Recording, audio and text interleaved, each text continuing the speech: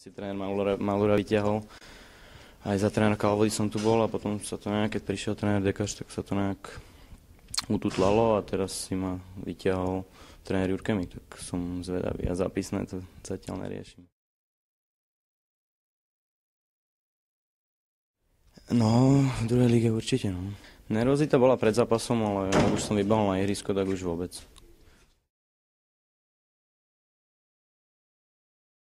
No, prvý polčas bol určite lepší. Ja si myslím, že aj celkovo z našej strany, aj u mňa osobne. V druhom polčase už ma chytali krče a už som sa aj vypýtal dole a myslím, že v druhom polčase sme sa zbytočne stiahli.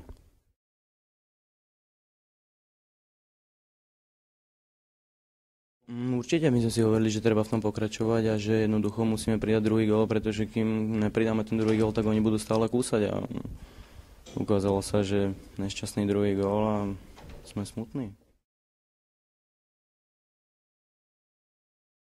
Sám sa neviem vysvetliť, myslím, že po fyzickej stránke určite sme dobre pripravení a neviem, prečo sme sa zatiahli, sám sa tomu čudujem.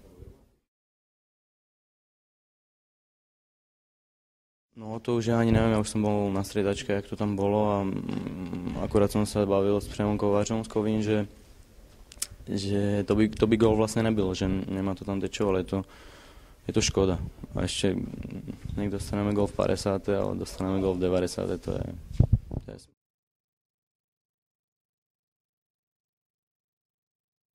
Určite my, keby sme pridali druhý gól, tak jednoducho je pozorné po zápase a s takýmito mužstvami musíme doma vyhrávať, skôr doma. Fakt je to škoda dostať gól na konci. Nepoviem, že dostať gól v 50, ale v 90. minúte je to škoda.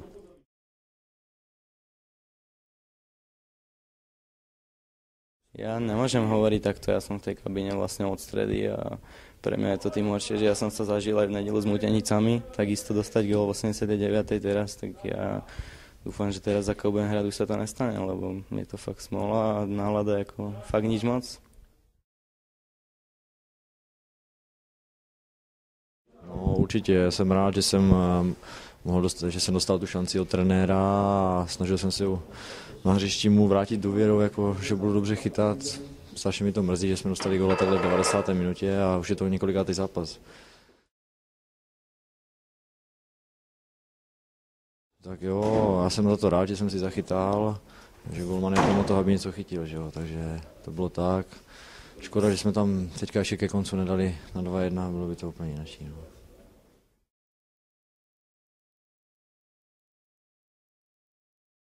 A to ne, zase. Tak tam sa rozbehli obidva záložníci, vlastne uskočili do strany, tak som si to hodil medzi nich. Švédska cúval, no tak som sa rozhodol vystreliť, no on to lízol a padlo to k tyči.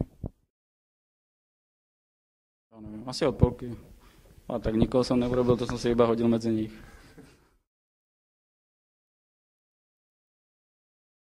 A tak určite sme ho nezvládli, vlastne ani po futbalovej stránke ten druhý počas bol špatný, proste sme sa zatiahli a smerom dopredu sme nepodržali balón a potom sa to valilo na nás a proste ten gól, mohli sme to udržať aspoň, no, ale bohužiaľ v 90. minúte zase gól. Tak asi nemyslím, že by ma nepodržali.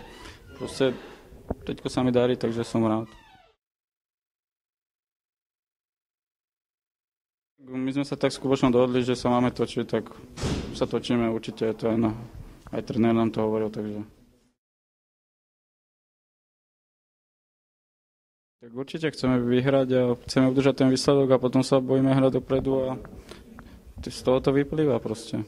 V malom počte sme vpredu a útočníci to majú ťažké, keď to dostane na hlavu a je to fakt ťažké pre tých útočníkov, keď my sme ďaleko aj obrana od nich a ťažko sa to podrží vpredu.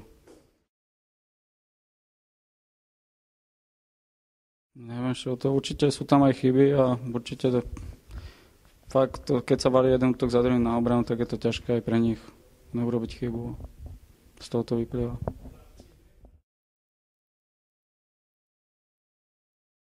Tak určite ja som pred zápasom na tie pokuty nemyslel. Snažím sa hrať čo najlepšie, no. Neviem, uvidíme, čo bude cez týždeň. Potom sa ukáže, či budú alebo nebudú. To je na vedení.